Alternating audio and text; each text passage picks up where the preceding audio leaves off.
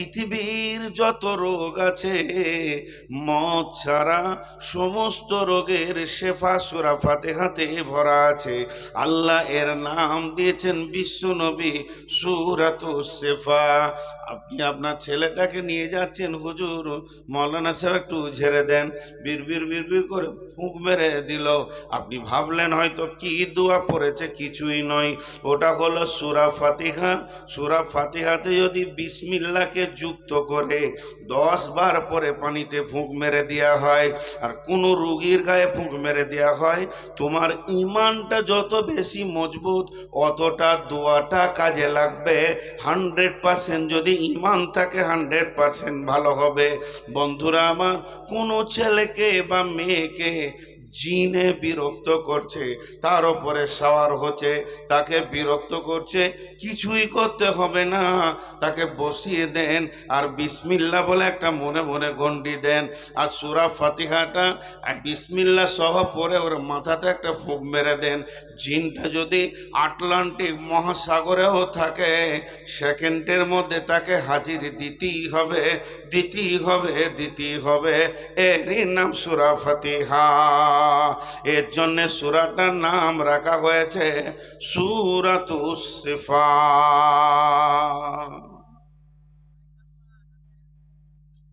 কে রে তুরে? ওই তোর কপালে ঝাঁটা, রাত 12টায় কার সঙ্গে পিরিক করছিস তুই ফাজিল? এই তো 3টে মাত্র নামের কথা বললাম। এই সূরাটার নাম হচ্ছে সূরাতুত তাফসীর।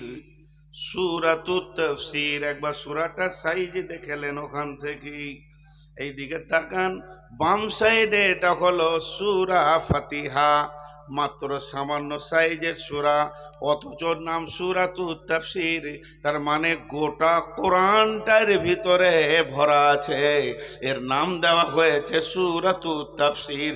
যদি কোরআনের কোনো জায়গা তুমি ভুল করে দাও, পড়তে না পারো, বুঝতে না পারো, তার তাফসীরটা যদি খুঁজে না পাও, তো সূরা ফাতিহার কাছে চলে এসো, ই বলে দেবে গোটা কোরআনের তাফসীরটা সূরা ফাতিহাতে আল্লাহ ভরে দিয়েছেন। আমার আল্লাহ ব্রেন, আমার আল্লাহর চিন্তা চেতনাকে পৃথিবীর কোনো কম্পিউটার দিয়ে মাপা যাবে না। ক্ষুদ্রতম সূরা ফাতিহার ভিতরে বৃহত্তর গ্রন্থ কোরআনকে ভরে দিয়েছে। যদি তোমার কোরআনের ব্যাখ্যাতে কোথাও আটকে যাও, সূরা ফাতিহা তোমাকে ক্লিয়ার করে দেবে। এর জন্য এর নাম হচ্ছে সূরাতুত তাফসীর। আর একটা নাম হচ্ছে সূরাতুল কানজ। কানজ মানে হচ্ছে ধন ভান্ডার। এখানে একটা বিরাট বড় গোডাউন আছে, ওর ভিতরে সোনা দানা মণি মাণিক্য চাউল ডাউল আলু পেঁয়াজ সব ভরা আছে, আর মাত্র একটা চাবি দেওয়া আছে। আর আমি আপনাকে জিজ্ঞেস করছি ঘরটা কি, আপনি বলছেন আমার ধন ভান্ডার। তো গোটা ধন ভান্ডারটা সূরা ফাতিহার ভিতরে ভরা আছে। এটাকে সূরা ফাতিহা এমন একটি সূরা যার ভিতরে সমস্ত ধন ভান্ডার ভরা আছে। এর থেকে সম্পদশালী সূরা আর গোটা কোরআনে নাই। এর জন্য এর নাম রাখা হয়েছে সূরাতুল কানজ। শুধু এটাই নয়, এর নাম রাখা হয়েছে সূরাতুস শিফা। সূরাতুল কানজ সাবআ মাসানি। এই সূরাটার নাম সাবআ মাসানি।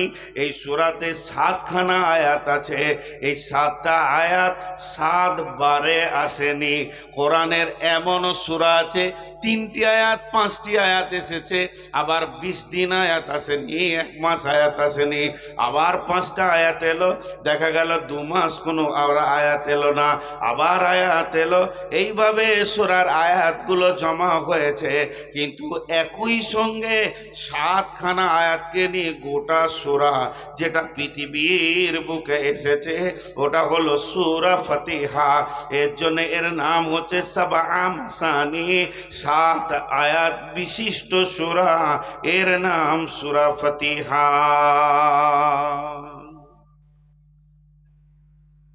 জি, আরেকটা বলে দিই, তারপরে ওর তর্জমার ব্যাখ্যা দিকে যাব। এর নাম উম্মুল কোরআন। আপনাদের একটা কথা জিজ্ঞেস করব, কিছু জিনিস আছে বুঝে নিতে হয়, কিছু জিনিস আছে বুঝে নিতে হয়, কিছু দেখে কিছু বুঝে নিতে হয়। এখানে দুটো জিনিস আপনাদেরকে বুঝতে হবে। সেটা কি রকম? এখানে 11টি মহিলা আছে, তার মধ্যে 10টা মহিলা ধরেন 40 বছর থেকে নিয়ে 40, 38, 36, 35, 33, 28, এই 20 থেকে 15 থেকে শুরু করে 40-এর ভিতরে 10টা মহিলা। আর একটা আছে মহিলা 62 বছর বয়স, বৃদ্ধা, যাকে আপনারা সহজ ভাষায় বলেন বুড়ি। তো বুড়িটাকে জিজ্ঞেস করছেন, বুড়িমা এই 10টা মহিলাকে? উত্তর দিচ্ছে, ও আমার বেটি। ওই 10 জনকে জিজ্ঞেস করছেন, তোমরা কে? বলছে আমরা বোন, নিজেদের মধ্যে আমরা নিজেদের বোন। ওই মেয়েটা কে গো? আমাদের মা, আমাদের মা। তো দুটো জিনিস আপনাকে বুঝতে হবে এখানে ইশারায়। কি বুঝতে হবে? যে এই 10টা মহিলা একটা মহিলার পেট থেকে জন্ম নিয়েছে। এটা বুঝতে অসুবিধা হলো? একবার হ্যাঁ না বলেন, বুঝতে অসুবিধা হলো? দ্বিতীয়, এরা 10 জনে যদি 5 কুইন্টাল ওজন হয়, আর এই বুড়িয়ে গেছে যদি 30 কেজি ওজন হয়, তারপরও সম্মান কার বেশি? তাহলে দুটো জিনিস আপনারা বুঝে নিলেন। একটা বুঝলেন কি, যে এই 10টা মহিলা একটা মহিলার পেট থেকে হয়েছে। আর দ্বিতীয় বুঝলেন কি, যে এদের ওজন যদি 5 কুইন্টাল হয়ে যায়, আর 5 কেজি 20 কেজি যদি হয়, বুড়িয়ে জীর্ণ শীর্ণ হয়ে গেছে, তারপরও এর সম্মানটা বেশি। আপনাদের কি মুখ খুলতে অসুবিধা হচ্ছে? মুখ খুলেন। এবার আসেন, ওই সূরাটার নাম রাখা হয়েছে উম্মুল কোরআন। সূরা ফাতিহা হলো কোরআনের মা। আর একবার বলবো, এই সূরাটার নাম রাখা হয়েছে উম্মুল কোরআন, মানে গোটা কোরআনের মা। হে আমার বন্ধুবর, একবার আপনারা মুখ খুলেন। 114টি সূরা কোরআনে আছে, একটা যদি বাদ যায় তাহলে এদিকে আছে কয়টা? বলেন জোরে।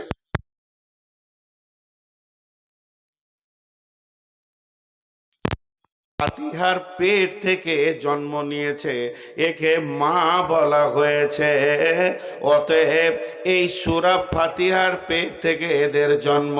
সূরা বাকারাকে সূরা ফাতিহা জন্ম দিয়েছে, সূরা আল ইমরানকে সূরা ফাতিহা জন্ম দিয়েছে, সূরা নিসাকে সূরা ফাতিহা জন্ম দিয়েছে, সূরা মায়েদাকে সূরা ফাতিহা জন্ম দিয়েছে, সূরা রহমান, সূরা ইয়াসিন, সূরা মুলকে সূরা ফাতিহা জন্ম দিয়েছে।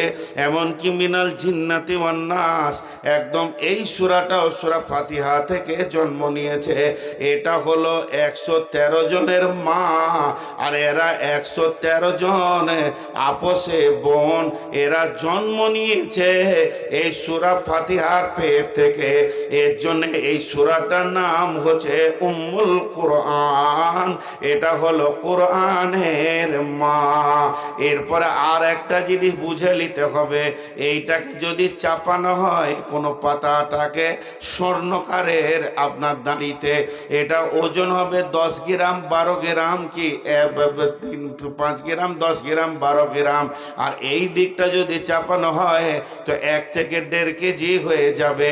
তারপরেও সূরা ফাতিহার যে সম্মানটা আছে, গোটা কোরআনের সেটা সম্মান নয়। গোটা কোরআনের ঊর্ধ্বে আল্লাহ সূরা ফাতিহাকে রেখেছেন ইজ্জতে। এর জন্যে এটা হলো উম্মুল কোরআন। খালি একবার আপনারা সবাই মুখ খুলে বলেন এই জায়গাটা বুঝতে পারলেন? হ্যাঁ না বলেন, বুঝতে পারলেন? আলহামদুলিল্লাহ। কারণ আপনি না বুঝতে পারলে আমি আগে পারবো না, ওটাকেই আবার বুঝাবো। তাহলে ও হলো কোরআনের মা। এখন একটা যুক্তি কথা বলবো, সূরা ফাতিহাটা কোরআনের বাইরে। এবার তো মাথা খারাপ হয়ে গেল, কোরআনের বাইরে। তাহলে আবার একটা উদাহরণ দিতে হয়। এরা যে 10টা বোন আর একটা মা দাঁড়িয়ে আছে, তাহলে মহিলার দিক থেকে গুনতে গেলে কটা হচ্ছে? 11। আর সম্পর্ক দিক থেকে গুনতে গেলে একদিকে 10 একদিকে 1। মা, এটা হলো সম্পর্ক, এটা হলো সম্পর্ক। বোন, এরা একটা সম্পর্ক, দ্বিতীয় সম্পর্ক লয়, সতীন লয়, আর কিছু লয়, আর কিছু লয়, বোন। তাহলে সম্পর্ক দিক থেকে দুভাগ হয়ে গেছে। কিন্তু যদি বলা হয় এই দেখাই তো রে মিজানুর, ওখানে কয়টা মহিলা আছে রে, ও এসে বলবে 11টা। কিন্তু যদি বলা হয় দেখ তোর ওরা কে কে আছে, তো ভাগ করে বলবে এরা হলো 10টা বোন একটা মা। কথাটা বোঝাতে পেরেছি? তো যদি আপনি বলেন সূরার দিক থেকে দেখব, তো সূরা ফাতিহা হলো কোরআন, কারণ ওকে সূরাতে গণনা করা হয়েছে। আর যদি বলেন পাড়ার দিক থেকে দেখব, ওকে কোরআনের বাইরে রাখা হয়েছে, কারণ প্রথম পাড়াটা হচ্ছে আলিফ লাম মিম পাড়া। যদি পাড়ার ভিতরে সূরা ফাতিহাকে ভরা যেত, তো প্রথম পাড়াটার নাম হতো আলহামদুলিল্লাহি রাব্বিল আলামিন পাড়া। কথাটা আপনারা কে কে বুঝলেন আমি জানি না, এটাই সত্য। তাহলে এই সূরাটার আর একটা নাম বলে দিই। এই সূরাটার নাম হলো সূরাতুদ দুআ।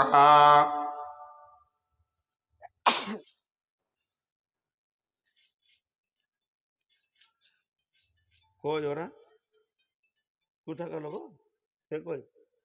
আমার ওইখানে আমার থলির ভিতরে আমার লাল রুমালটা আছে, বলো।